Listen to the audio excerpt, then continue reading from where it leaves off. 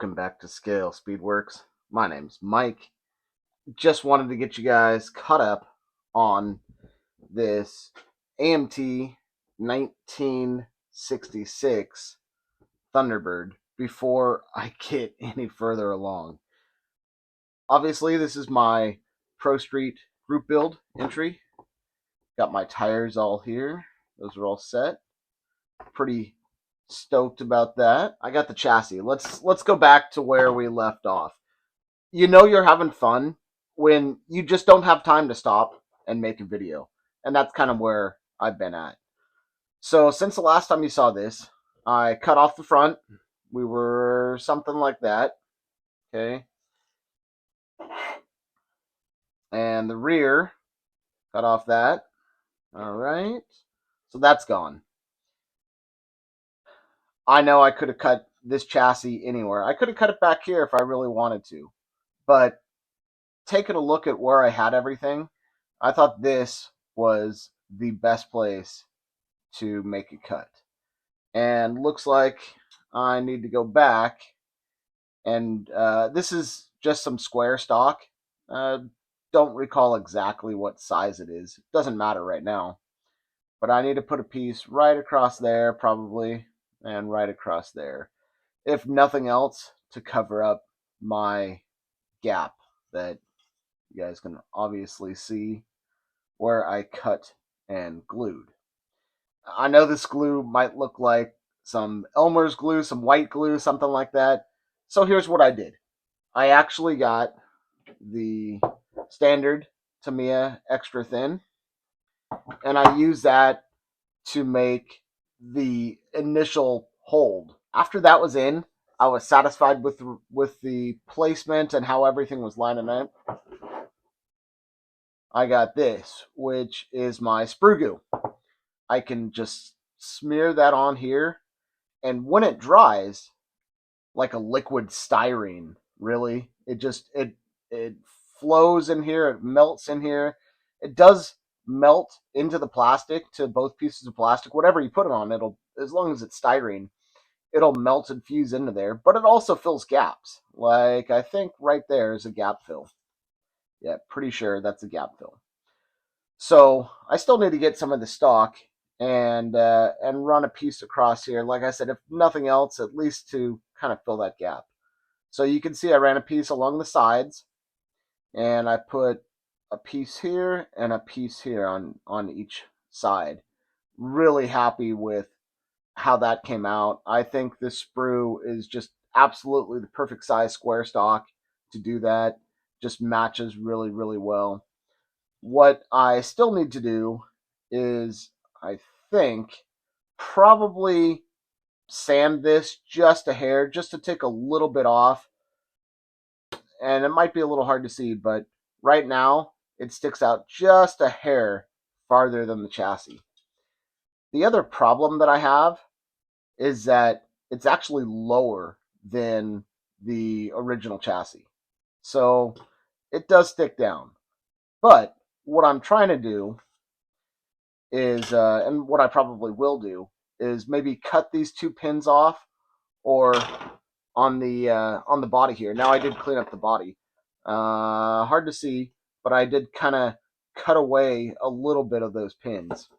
So what I might do here is maybe cut a little bit of the pins off, and that might allow the chassis to sit a little bit further into the body.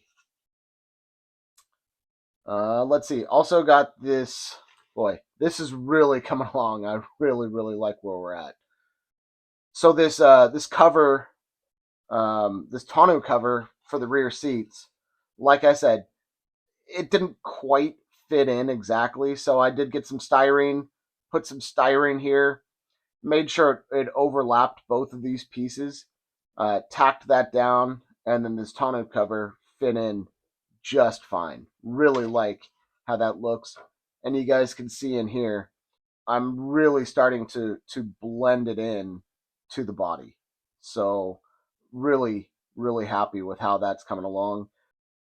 What I've done is just use a little bit of this Tamiya putty. And this is a gray putty. So I put that on, and that I'm still not super happy with. There's a little um, seam right there. I don't know what I'm going to do with that. We'll figure it out. But I'll put the putty on, and then I'll sand it down, and then what I'll do is spray a little bit of primer, so that way you can see where you're at, what you still need to fill in, and what looks good. On that topic, you can see I've already sprayed this, sanded it down here a little bit. This side more than this side. This side was sitting a little bit higher, but I'm trying to get this tonneau cover to blend into the body and do that on both sides. This side did look pretty good. I still need to do a little touch up here. That's not really a defect in the body, but there's a seam there. So that needs to be sanded down or filled in. Still working with that. This looks really, really good. Really happy with that. As for the seat backs here, I'm still trying to blend those in and figure out how those are going to go. Let me get the interior in here. How those are really going to fit in with the interior. Yeah, these seats, they're terrible. They're really not that great. These are the factory bucket seat option. Really don't quite like that. What I do like is these seats. And I'd really, really like to get those rear seats. Yeah, maybe up there, maybe something like that. I don't know. I'm still working on that. I think what I might do, I don't know. I'm probably going to hack this interior up. You can see I got a bunch of shavings here already. I'm trying to maybe cut the door panels off.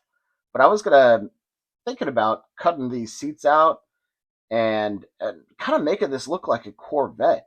I don't know. I think that's kind of where we're headed here. Um, I really like this look. This is super, super clean. It looks super custom. Um, really, really like how these look, and I think these seats are just fine. Maybe if I took out the console, I can move these up and kind of have this tie in with the dashboard. Again, work in progress. Just kind of throwing ideas out there, but that's where we're at. Again, there's no panel lines here. There's no door seam where the door would open. These are just straight door panels. There's absolutely no delineation here between the rear and the front, or the front and the rear. I tried to mark on this side where I thought it might come down, but that was really imprecise, and I'm not happy with that. So I think again, what I'm going to do is cut out the entire door panel and rework the whole interior. Just hack everything up and kind of start fresh. That's where we're at. The other thing I was going to point out, yes, I do have the wheel covers for the back. I think those look fantastic, and I wouldn't build this car without them. Both sides. Although they don't fit super, super well, I think they're still going to be fine. The other thing I'm thinking about doing, I wanted to get you guys some opinions on that, was should I shave the door handles off? Should I just make this super clean? I've really been thinking about that. I didn't get there yet, but I've really, really been thinking of shaving off both door handles. Also thinking of opening up the trunk, especially since we're kind of looking at that. I would use some sheet styrene, build a wall, rear trunk space across here, cover the floor, probably have a gas tank there since you can kind of see it on the bottom. The other thing, the engine, I haven't exactly figured out what I'm going to put in here. Got a pretty darn good suggestion from Joe over at Big Sky Model Workshop. So I got a couple of engine options on order, some cool 3D printed stuff to put in here.